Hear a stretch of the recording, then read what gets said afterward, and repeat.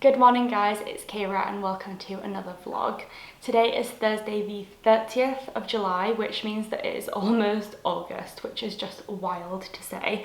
I'm very excited about that fact, not because there's anything particularly going on in August that I'm excited for, but mostly just because once it's August, that means that there is only 1 month between me and my favourite season. At this point, I feel like autumn is just like in touching distance and I cannot wait for autumn to be here. September is just calling my name and I'm so excited about it. So although I'm not particularly excited for August for any major reason, I am excited because that means that once we get into August, I can say that September is the next month, and that is just so exciting for me. But just pulling myself back into the present tense, because obviously I spend a lot of my time lusting after autumn and Christmas and all of those lovely things, but technically right now it is still July and we are still very much in summer. This next few days is going to be quite busy and I've got a lot of catching up to do, mostly in terms of reading. Last week I took part in a readathon, which was fun and I definitely got a lot of reading done. However, I kind of threw out a lot of my already existing reading plans in order to read books for prompts, because not the books that I was already reading didn't necessarily match up to prompts, and I also don't like starting readathons with books that I'm already partway through, because I like to be able to say that I've finished like complete books for prompts. And so last week I kind of just forgot about all of the other books I needed to read, and now I have a lot of catching up to do. Mostly because, as you may or may not know, I host a couple of book clubs and also a read-along. So I'm part of the Dark Academics book club along with Lucy, Mary, Carolyn and Emma, all of whom I'll link down below. I'm also part of the E=MC² book club with Em and Molly, and then I'm also hosting a read-along of the Lord of the Rings series with Lucy, who's part of the Dark Academics book club. And as the month is coming to an end, I have a lot of reading to catch up on. I'm partway through 2 of my picks, one of the read-along picks and also one of the book club picks, and then the other book club pick I need to start completely from scratch. And so I have a lot of work to do, and I'm basically just going to be prioritizing them in terms of when the live shows are going to be, and just do it in that order, because to me that just makes the most sense. So with that theory in mind, the first book I'm going to be picking up is going to be The Two Towers by J.R.R. Tolkien, which is the second book in the Lord of the Rings series. Like I said, Lucy and I are hosting a read-along of this series called The Fellowship of the Read-Along, and the live show for The Two Towers, which is the second book in the series, is going to be this Friday the 31st of July on my channel. Now, the way that Lucy and I basically decided to set out our read-along of this series is that we started on the 1st of July and we're going through until the middle of August, and we've basically dedicated about 2 weeks to each of the books in the series. Now, I started the series along with everyone else that's taking part on the 1st of July, and I actually did a 24-hour readathon. So I read the entirety of the first book in the series, The Fellowship of the Ring, and I also read about half of this book. But because these books are written in a way in which it's not necessarily clear where they end, Tolkien kind of wrote them as if it was just one entire saga, and then future publishers seem to have decided to split it into 3 slightly more digestible books. That does mean that it's kind of difficult to recognize where the crossovers end and like begin. And so when we did the live show for The Fellowship of the Ring back on Lucy's channel a couple of weeks ago, I'll link it for you to go and watch if you fancy seeing what our thoughts were on that book. But essentially I found it really difficult to, like, in my mind, find that differentiation between when The Fellowship of the Ring ended and when Two Towers began. And so at that point I knew that I needed to just give myself a little bit of a break between the books and make sure that each book was kind of solidified in my mind as its own separate entity. And so for that reason I've decided to wait until just before the live show to complete this book, just so that it is fresh in my mind and I'm ready to discuss it and I know exactly what happens in this book and this book alone. And so, like I said, the live show for this one is going to be on my channel. This vlog will actually be going up after the live show, so I will have a link to the live show in the description box down below so you can hear all of mine and Lucy's thoughts on this book. But essentially this is my first priority. Because of the fact that these books are written as like one long saga, this book actually starts exactly where the other one ends, and it starts on page 414. So I'm technically on page 620, but that essentially means I've read about 200 pages of this book, and there are about 300 pages altogether, so I've got about 120 pages left to go of this book, and I'm really looking forward to delving back into it. I've read a little bit of it over the past few days, but I'm really hoping to blast through these last 100 or so pages very quickly, and I cannot wait to get back into it because I just love how vividly and intricately and with so much detail Tolkien writes, and I've really been enjoying this one. Just to give a brief summary of my thoughts on this book so far before I start delving into my thoughts as I read the second little bit of the book.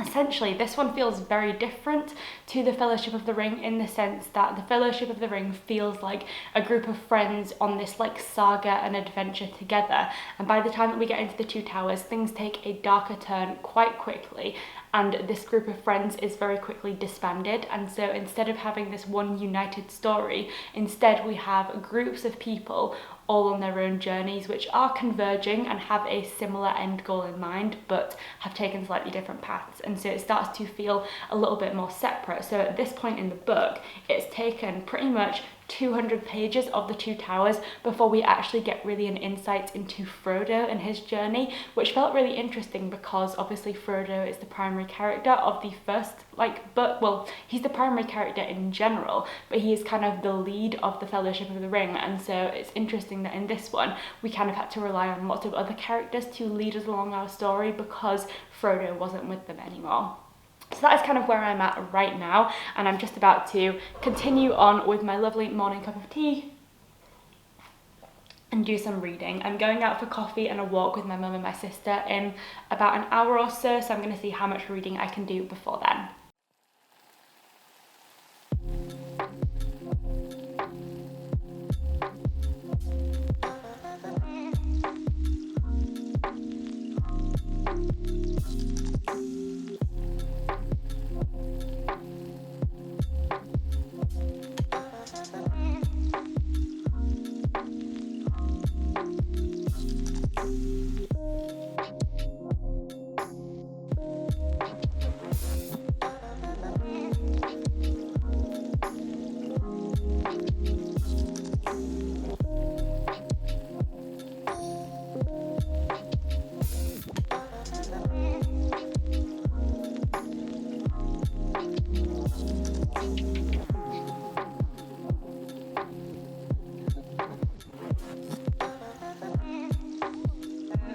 So it's now just after 10 AM, which means I need to get ready because I'm going out to meet my mum and my sister soon, but I did make it to page 648, which means I essentially read just under 30 pages just then. And this part of the book so far is my favourite part of the Two Towers. Like I said, our little group that we were acquainted with in the first book in the series have disbanded, and we're following lots of different journeys. And although I find all of the characters interesting and I do like hearing about all of their journeys, Frodo and Sam are my favourite characters, and so following their journey is of course my favourite. And like I said, it took until about 200 pages into this book for them to even really come into the story, and now we're following their journey and I'm loving it. I just can't help myself. I just love hobbits, and these two hobbits in particular are my favourites. And I think it's really interesting to see, like I said, we have these groups of characters who are all on a similar journey with a similar end goal in mind, but they all have such different opinions of it and sort of experiences based on their own obligations and their own personal experiences leading up to these events. And so at the beginning of the book, I tabbed a quote from Aragorn which said, there are some things that it is better to begin than to refuse, even though the end may be dark. Essentially suggesting that they're all on this really difficult journey and they don't know how it's going to end, but that doesn't mean that they shouldn't take on the journey anyway, even though there's a likelihood that it won't end well. And then just in the part that I was just reading from Frodo, there is a quote which kind of talks to a similar theme but with a very different mindset, which is, he's trying to make a decision about which way to go on the journey, and he constantly feels ill-equipped to take on this journey because he doesn't know what he's doing, and he is just, as he describes himself, a simple hobbit of the quiet countryside, expected to find a way where the great ones could not go or dared not to go. And then he says, it was an evil fate, but he had taken it on himself. This was an evil choice. Which way should he choose? And if both led to terror and death, what good lay in choice.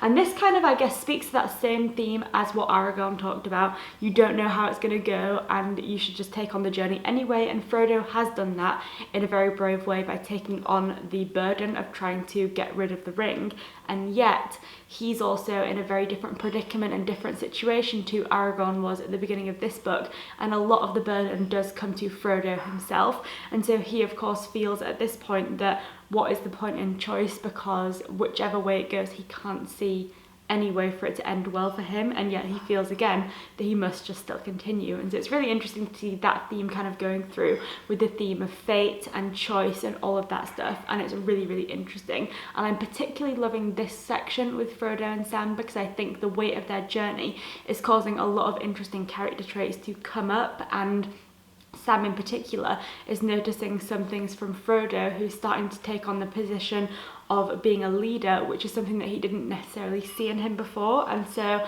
it's really interesting to see these character developments, and we're also getting a really, really interesting insight into Gollum, which is something that I think I'll talk a little bit more about later, because that character just needs a whole like segment of vlog just to talk about, because there are so many layers. So absolutely loving it, and I have now got just under 100 pages left to go. I'm going out now, but I'll be definitely picking this one up as soon as I'm back, and I cannot wait to see where this book goes.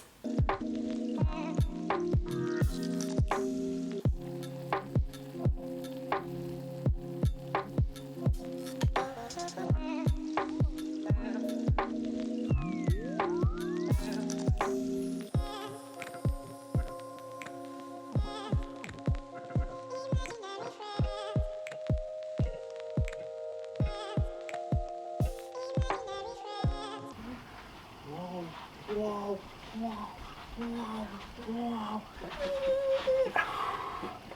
Tough slot that, guys. Meet back up at the top.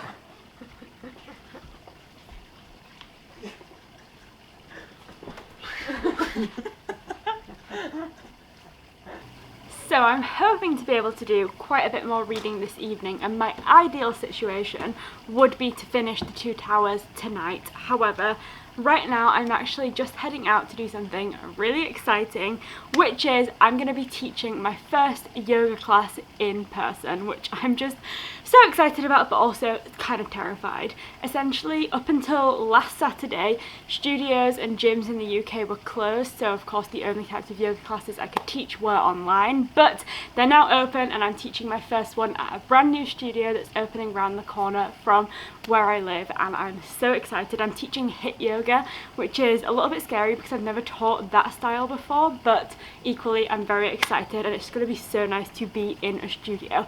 So I'm just about to head round there and do that. I'll of course keep you updated with how it goes, but I am really excited because I feel like teaching for the first time in a studio is when it's actually going to feel like I'm a proper yoga teacher, because I'll be sat at like the front of the room with everyone in front of me, and it will be terrifying but also really exciting. So that's what I'm doing now, and when I get back I'll definitely unwind with a cup of tea and some reading.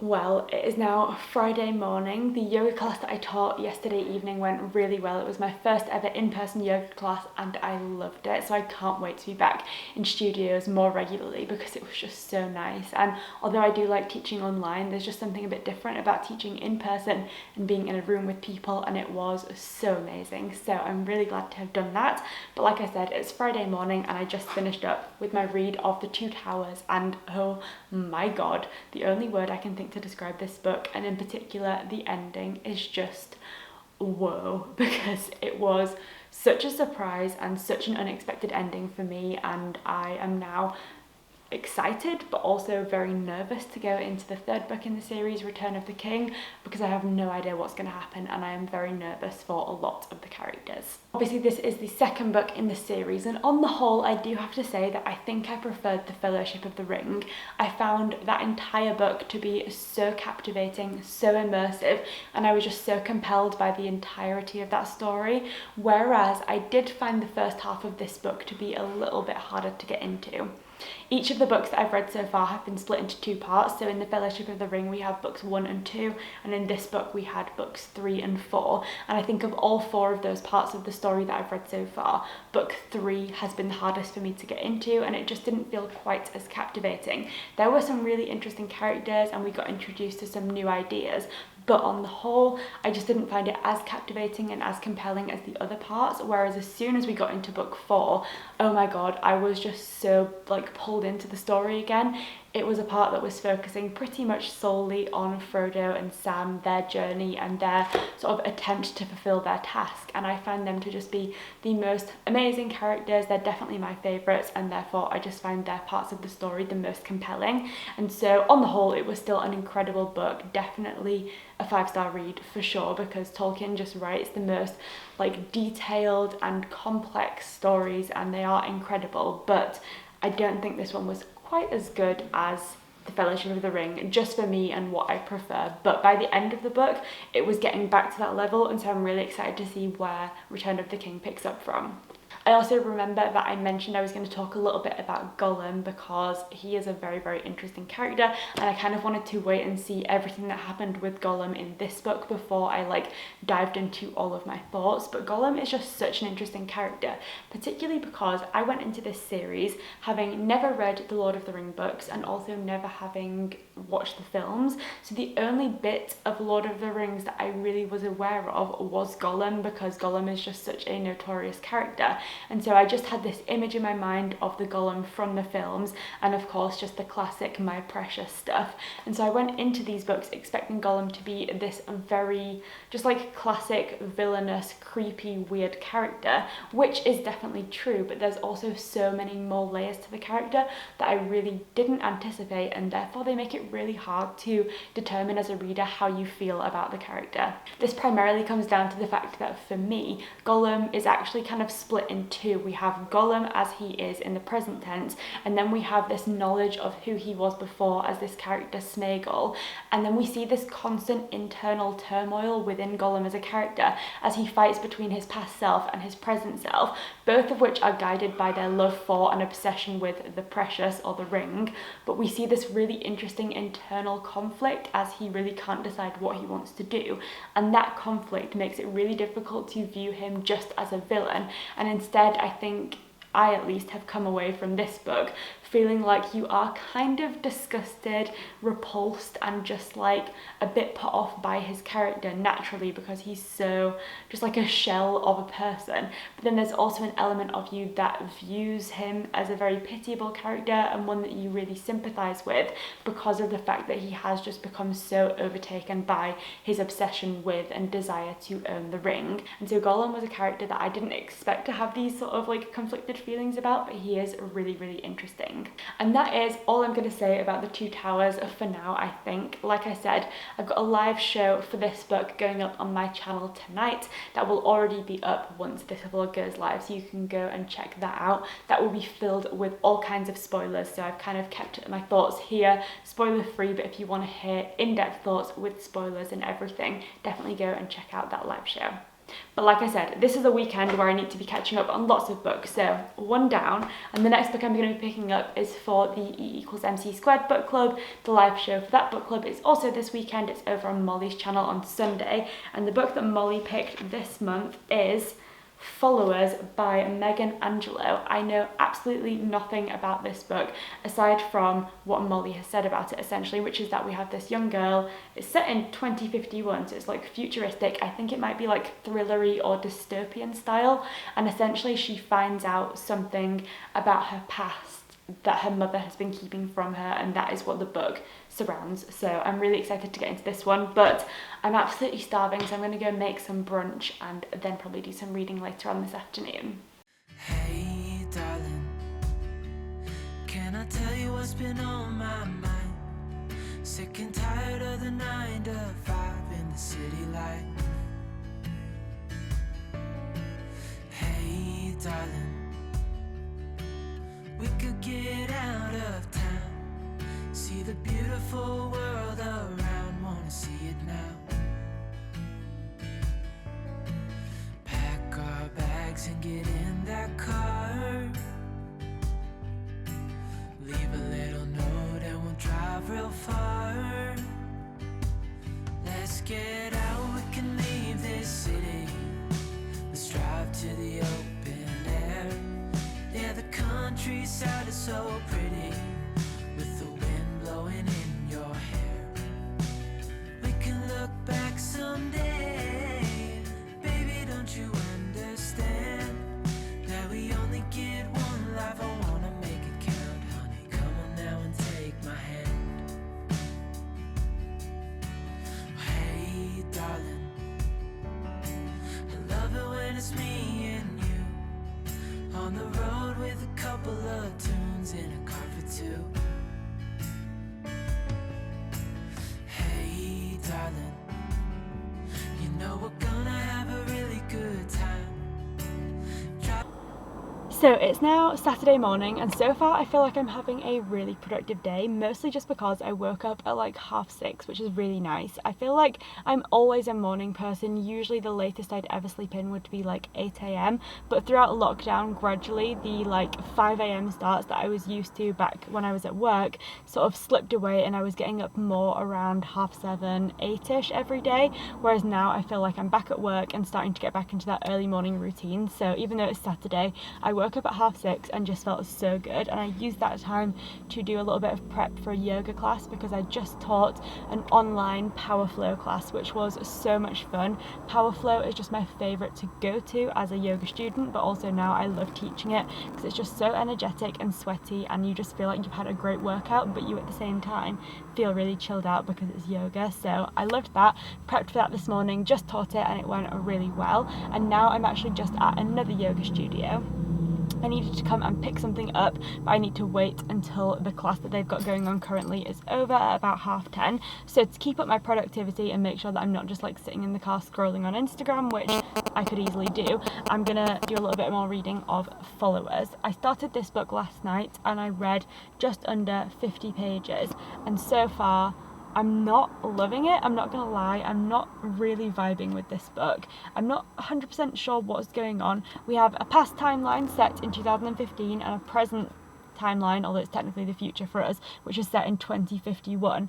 And we have a daughter who is living her life essentially in a reality TV show style, and that's in the 2051 timeline. And then in the past timeline we are introduced to her mum and her mum's friend, and they're both like wanting to make it big time and try and get famous, and the mum is obviously really into the limelight and wants that attention, and it seems like the daughter in the present day timeline isn't as into it. But I'm just not really clicking with any of the characters right now. However, I'm only 50 pages in, and I did start this one at about 9 p.m. last night after my Lord of the Rings live show, which also went really well.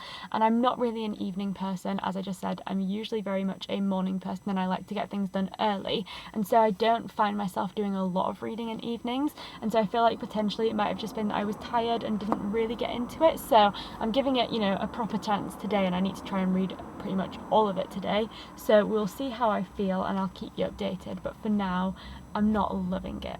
In the middle of the night when the stars are bright,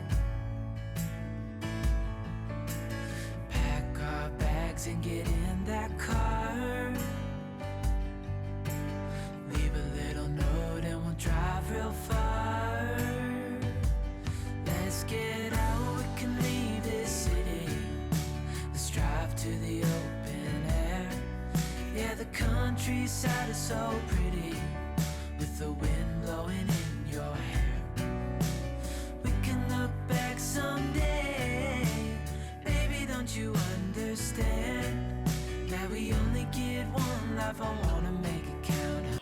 So I just pulled up at home and I thought I'd show you what I just picked up from that yoga studio. Essentially, I went back to that studio that I taught at on Thursday evening because the owner said that she had gotten me a little something, and basically it's a brand new studio that's opened just around the corner from where I live, and it is such a lovely little space.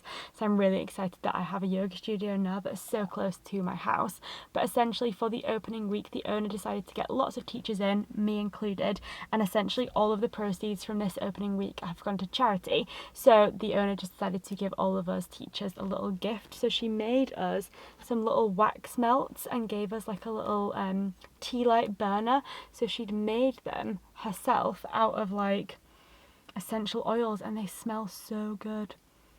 Oh my god, I love essential oils, and I think these are like citrusy ones with some lavender and stuff, and it smells incredible. And then like a little tea light holder, so I'm definitely going to light this later, so I'll show you them properly when I do. But I just thought that was just such a lovely little gesture and a lovely Saturday morning surprise for me. So I'm back at home now, and I definitely want to do more reading, but I'm actually about to head out for a coffee, or probably more likely a chai latte or a hot chocolate, with my stepdad and my sister, and so I'll probably be out until a little bit later on. Then I think me and Jay are going to the gym, but I'll keep you updated. Honey, come on now and take my hand.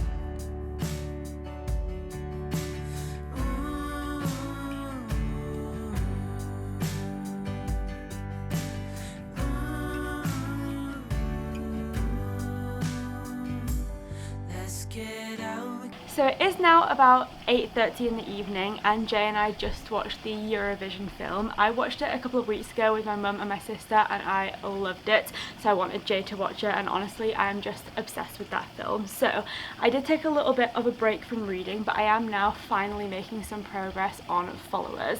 Like I mentioned this morning, I found this one really difficult to get into yesterday, and I just wasn't gripped by the story whatsoever, but I am now 216 pages into this book. It has about 380 pages altogether, so I've still got about 160 left to go, but I'm definitely a lot more into the story now, and it's becoming a lot more clear to me what this book is about, and therefore I'm definitely finding it easier to read. As I mentioned earlier, this is a book which has two timelines. We have a past timeline set in 2015, and we have a future timeline set in 2051. The two timelines are connected because the main characters from the 2015 timeline are related to and connected to the main characters from this futuristic timeline. So there's definite crossovers, but the events of each are very, very different because this is a very technological focused dystopian. And so whereas yesterday I was kind of finding the characters and the introduction of this plot kind of boring, it's now become a little bit clearer to me what is going on, and essentially these two timelines are basically a before and after of a technology focused disaster, essentially, which is referred to as the spill. This still hasn't been fully explained yet, and I'm sure it will be as the book goes on, but essentially this event kind of involved the destruction of the internet as we know it in modern society, and then the recreation of a similar thing to the internet which eradicates phones and all other kinds of devices, and instead people are kind of implanted with something that does everything that a phone can do, except for it kind of connects with your brain and crucially is controlled by the government, and so there's a lot more surveillance and control and data collection. And so we have these two very different societies based on how people interact with and are controlled by data and the internet and technology.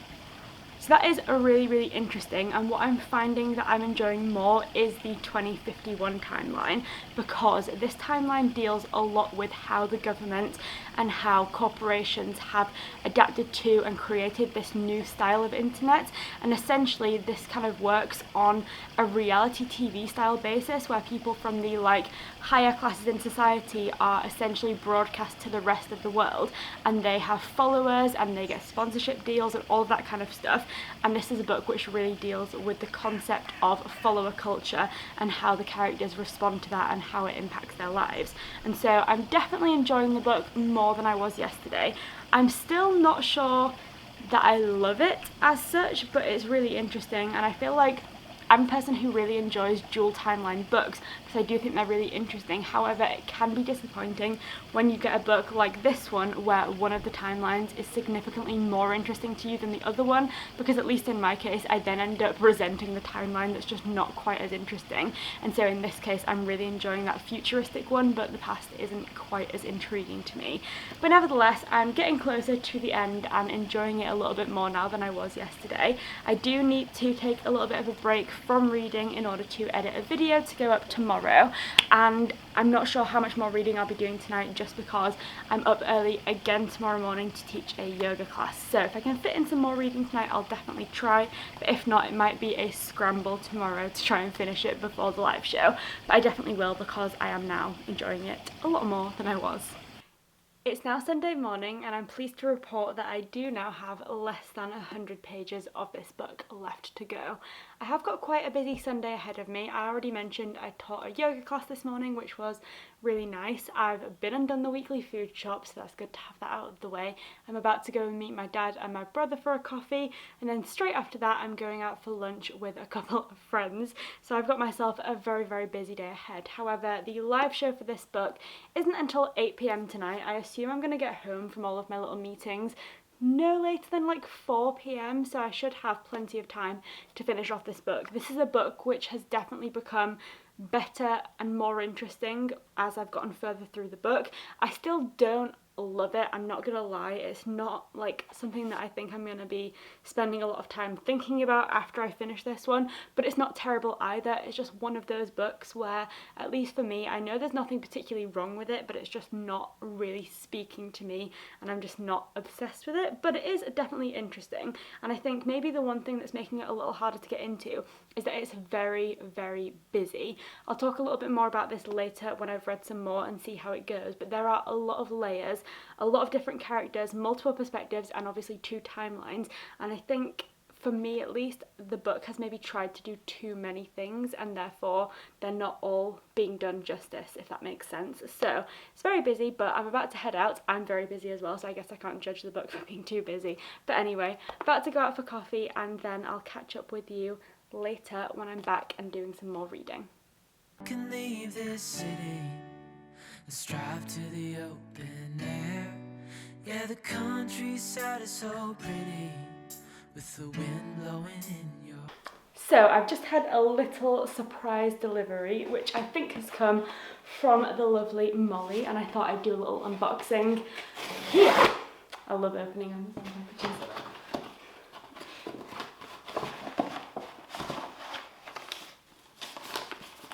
I don't want to see the book first, I want to read the note first. Oh, you're so cute, Molly, thank you. Oh, I'm so excited about this. Little Fires Everywhere by Celeste Ng, and oh my god, I really want to read this because this one's been turned into a TV show, which looks amazing. I think I've heard great things about this from I want to say. I think I said really good things about this one, and it just looks so interesting. It's a thriller and I really want to read more thrillers, so I am so excited about this one. Massive thank you, Molly, because you didn't have to, but I'm very, very, very excited to read this one.